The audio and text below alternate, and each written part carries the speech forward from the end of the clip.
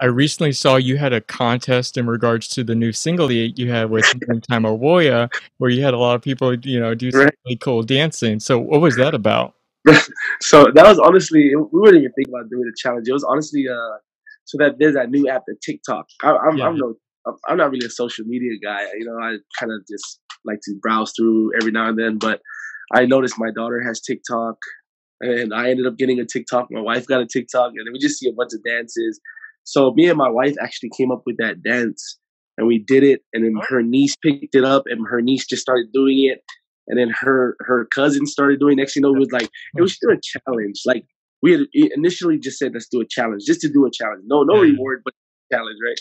Yeah. And we did it. And then I guess we just got up with the idea where, hey, aren't we filming a music video for this? And they're like, yeah. It's like, you know what? Let's do a challenge where whoever wins the challenge, they can be in the music video.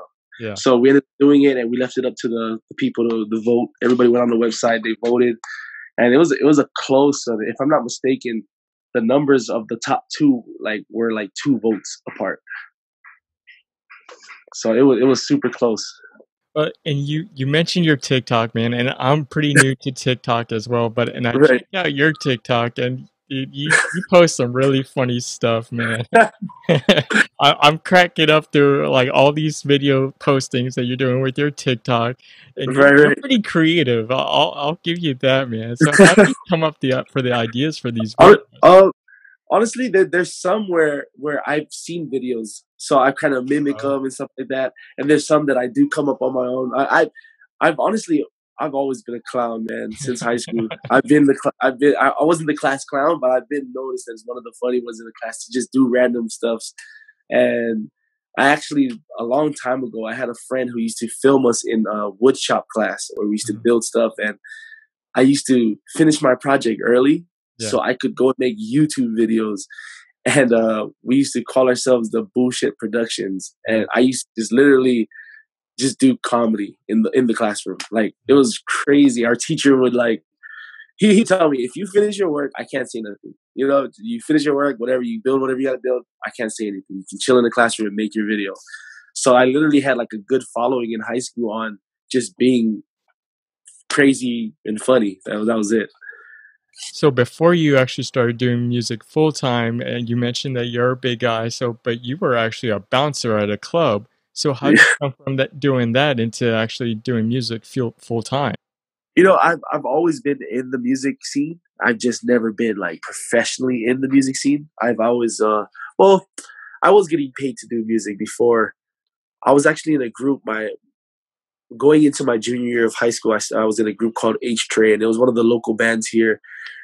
We had a bunch of original music, but none released. We just wrote a bunch of songs, but we did a bunch of bar gigs and yeah, we just did a lot of parties, and our group was really, really known for covers. Like we did a bunch of covers, and we do a bunch of our own arrangements to the song, and people loved it. And we joined a bunch of contests like the Mai Tai Rumble or the Battle of the Bands, and we won a lot of them, and we Yeah. were just well known for it.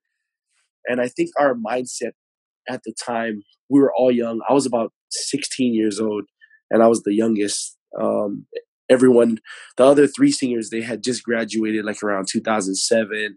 So our mindset towards the whole thing was we couldn't wait for the weekends because we had a gig, make some quick money, go have a few drinks after, go check out Zippies, and we're good. Yeah. And none of it had the drive towards the future goal, the traveling. We Mhm. wanted to tour, of course, we wanted to travel, but we didn't know how to do those things. And Yeah. I feel like if we had the mindset, if we actually had the right plan to do it, we would definitely be far right now. Because that was a group of talented men, man. They were super talented. Today, the keyboard player of that group, Eric Peterson, that's my cousin, and Clandon Fitawi, who's my music producer now, Mhm. he plays guitar for me. They're the only two that's still with me today with my group, with me. They've always been the ones to push me even after that group fell off, and I went to just starting with my 9 to 5 job. Just working. I used to climb towers actually before I was Wow. bouncing. I Yeah. was I was a tower dog. I used to put up antennas for like AT&T, Sprint, all those Oh different yeah. phone Yeah. services. Yeah, and I ended up quitting that job.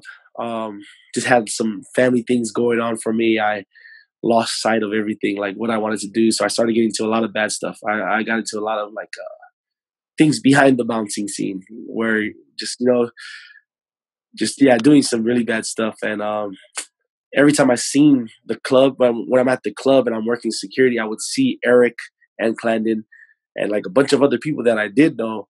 Yeah. Uh, they're performing, like Johnny Sweet. You know of Johnny Sweet? Yeah, yeah. Yeah, so Johnny Sweet, me and him were the same age, and we played football. We different schools, but here in Hawaii, we do this All Star game where they grab like certain players from each school to represent the All Star team, Mhm. and this East versus West. And for our West side, I played defensive end, and Johnny Sweet was our safety, and that was when I met him. And it's crazy because years later, I'm working the club, and he's singing. And I'm like, hey, I Yeah. remember you, man. He's like, hey, yeah, I remember you. He's asking me, you still play football? I'm like, nah, bro, I'm bouncing. I see you doing music, man. That's amazing. He's like, bro, you should really get back to music. I was like, nah, I'm good. I think I'll chill. But every weekend, I'm there at the club. So they would remind me, bro, you're in the wrong place. Like, Yeah. come do music with us. Come do music with us. So I ended up, yeah, just losing some family members and like really threw me off in my life. And I needed those people to come and help me out because I've even had like problems going on in my own home with me and my family, my wife and my kids. Mhm. I could have easily lost my kids just because, I was just doing bad things. And yeah, God blessed me with just such a strong lady and good people to surround around me, just to surround me, just to kind of remind me of who I am. And I ended up going back to music. I jumped back to music. I told Clandon, here's a song. Let me know if you can produce it better. I gave him a little draft and Yeah. he ended up producing it. And that song dropped in April. And I quit my regular job in January of 2018. And Okay. I told him, quit everything, security, regular job. I'll quit right now. And I'll give you my 100% if you can help me. And I quit January. And we met up with a good guy who sponsored my first song. His name is Ray Pulu. Mhm. He owns Island White Furniture over here in Hawaii, and he's an amazing guy. Trusted in me and just believed in my view and what I wanted to do. And I guess he seen the drive in me. Like I wasn't trying to go back. Yeah, yeah. I knew I messed up a lot in life, and I needed to get out of it. So he's a good person. He helped me, funded my first project. Quit my job in January. April came 2018, and I released "Come Around." Ever since then, I've been doing music for a living, taking care of my family. That's awesome. I mean, I've listened to other interviews before, and you also won a few awards last year, which congratulations Yeah, on that. And thank I've heard you give a lot of props to a friend, or I think your current producer, and you've mentioned a lot that you've been very impactful in your career. So how was yeah. it so impactful? So that's the one I was talking about, Clandon. I would see him every time at the club. He was one of the guys who pulled me out of my bad stage. Um, he played for a lot of groups such as J Bug, Jimmy Weeks Project, Paul, I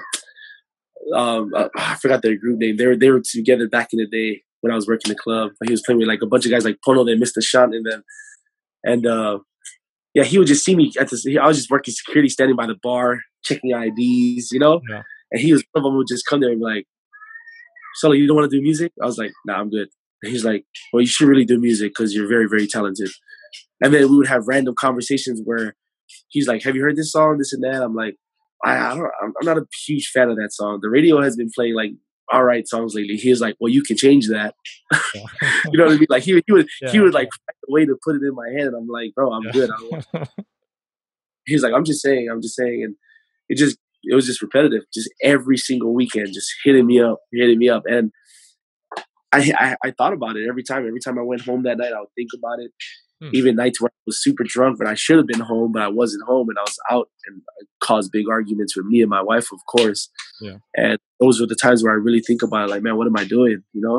And then his thoughts, his talks would come in my mind, and just like, yeah, I need to stop. I need to fix what's going on right now and do something better. Because at that time, I only had my daughter, and she was about 3 years old, I think. Yeah, she was around 3 years, no, 2, 3 years old, and I just had to be a better father for her, man. I just needed to fix myself. So he was one of those, like I said, would text me like almost every day to irritate me, like almost irritate me, like, dude, I have a beef for you. I was like, I don't want it. They're like, Yeah, just random. He's like, all right, just letting you know I have one. Actually, I have Gotcha. two. Yeah, it's like so. Yeah, I ended up getting like, you know what? Here, I'll send you this song. It's a draft. It's on GarageBand. Fix it up, Yeah, and we'll see from there. He created it. He sent it to me. He made that guitar line for "Come Around," and I'm like, yo, that's pretty cool, man. That's honestly really, really cool. yeah. And from there, just man, yeah, we just took off. We just did our thing, and just blessed to have him.